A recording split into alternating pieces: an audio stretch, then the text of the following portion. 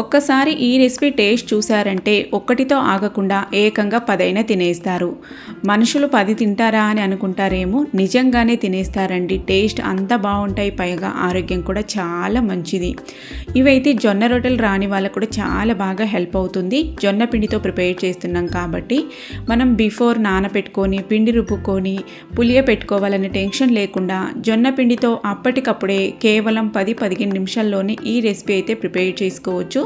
పైగా మనకి బరువు తగ్గడానికి, డైట్లో ఉన్న వారికి, అలాగే మనకి షుగరు, డయాబెటీస్తో బాధపడుతుంటారు కదా, అలాంటి వారికి, మొత్తానికి చిన్న పిల్లల నుంచి పెద్దవాళ్ళ వరకు అందరూ తినవలసిన రెసిపీనండి ఇదైతే. అందరూ వారానికి ఒక్కసారైనా తప్పకుండా తినాల్సిందే ఈ రెసిపీ అయితే. మరి ఎలా చేసుకోవాలి ఏంటి అని చూద్దామని మీకు కూడా ఆతృతగా ఉంది కదా. మరి ఆలస్యం చేయకుండా రండి నాతో పాటు. మీరు కూడా వీడియోని ఫుల్గా చూసి తప్పకుండా ప్రిపేర్ చేసి మీకు ఎలా కనిపించిందో మీ ఒపీనియన్ని నాతో షేర్ చేసుకోవడం మాత్రం మర్చిపోకండి. టేస్ట్ అయితే సూపర్ ఉంటుందండి. పిల్లలకి స్కూల్కి స్నాక్స్ బాక్సు, లంచ్ బాక్స్ కూడా పంపించచ్చు. ఒక మిక్సింగ్ బౌల్ తీసుకొని అందులోకి తురుముకున్న క్యారెట్ తురుముని 1 కప్పు వేసుకోండి. అందులోనే సన్నగా కట్ చేసిన ఉల్లిపాయ ముక్కల్ని కూడా 1 కప్పు వేసేసుకోండి. ఇదే పిండితో రకరకాలుగా చేసుకోవచ్చు. ఈరోజైతే ఒక విధంగా చూపిస్తున్నాను. కరివేపాకు తురుము, అలాగే కొత్తిమీర తురుము అయితే వేసుకోవాలి. నేను ఇక్కడ కొత్తిమీర ప్లేస్లో సోయాకు వేసుకున్నాను. సోయాకు పిల్లలకి అంతగా నచ్చదు కాబట్టి నేను ఇలా వేసి చేసిస్తూ ఉంటాను. ఇప్పుడు అంతా ఒకసారి బాగా మిక్స్ చేసేసుకోండి.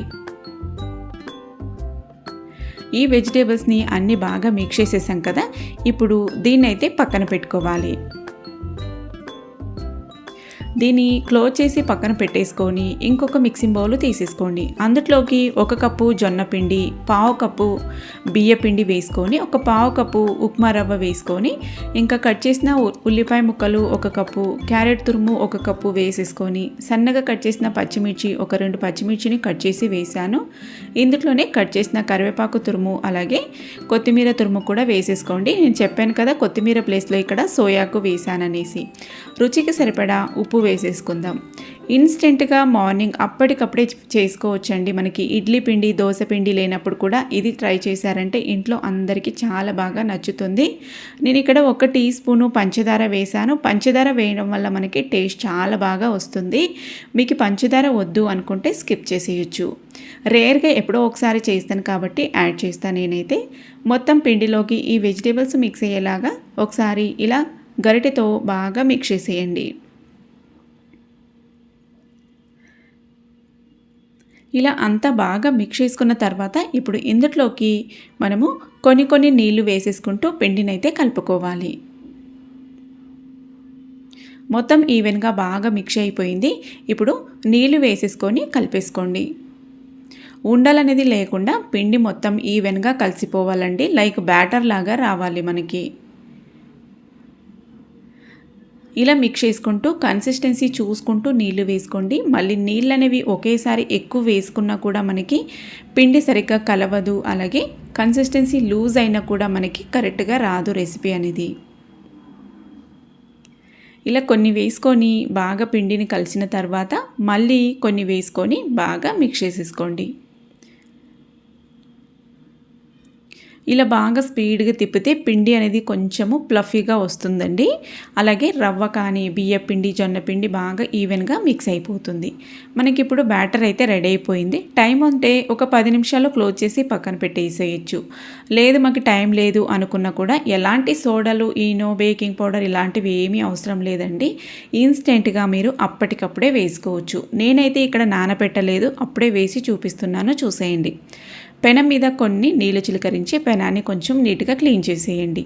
ఇప్పుడు పెనం హీట్ ఎక్కింటుంది కదా, అప్పుడు మనకి సరిపడా పిండినైతే వేసుకోవాలి. వేసుకున్న ప్రతిసారి ఇలా మిక్స్ చేసి వేసుకోండి. అడుగుకి పిండి కూర్చుంటుంది, పైన నీళ్ళు వచ్చేసి ఉంటుంది. అందుకే బాగా మిక్స్ చేసుకొని ఇలా వేసేసుకోండి. మీకు ఏ సైజులో కావాలనో ఆ సైజులో వేసుకోవచ్చు. ఎక్కువ స్ప్రెడ్ చేయొద్దు. ఇలాగా మనం సెట్ దోశలు ఎలా వేసుకుంటామో అలా వేసేసుకోండి.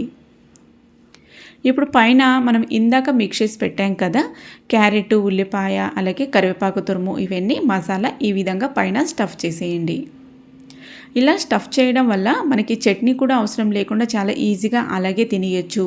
అలాగే టేస్ట్ కూడా చాలా బాగా వస్తుంది. పైగా ఆరోగ్యానికి మంచిది. ఇలా కూడా వెజిటేబుల్స్ని మనము తీసుకోగలుగుతాం అన్నట్టు.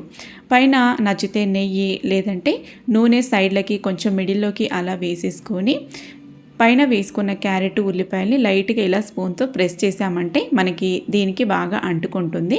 ఒక సైడు కాలింది అని అనిపించిన తర్వాత రెండో సైడ్కి ఇలా టర్న్ చేసేసుకోండి. చూసారు కదా, రెండు వైపులా మంచిగా చక్కగా కలర్ వచ్చేలాగా కాల్చేసుకున్నామంటే టేస్టీగా హెల్తీగా ఆరోగ్యకరమైన బ్రేక్ఫాస్ట్ అయితే రెడీ అయిపోయింది. మార్నింగ్ అప్పటికప్పుడే ఇన్స్టెంట్గా చేసుకోవచ్చండి, ఎలాంటి హడావిడి లేకుండా. మరి మీరు కూడా తప్పకుండా ఈ రెసిపీని ప్రిపేర్ చేసి మీకు ఎలా కనిపించిందో నాతో షేర్ చేసుకోండి. అలాగే ఈ రెసిపీ మీకేమైనా కొంచెం యూస్ఫుల్ అనిపించింటే కనుక ఒక లైక్ చేయండి. నెక్స్ట్ మళ్ళీ ఒక హెల్తీ రెసిపీతో కలుద్దాం. తప్పకుండా లైక్ చేయండి, షేర్ చేయండి. బాయ్.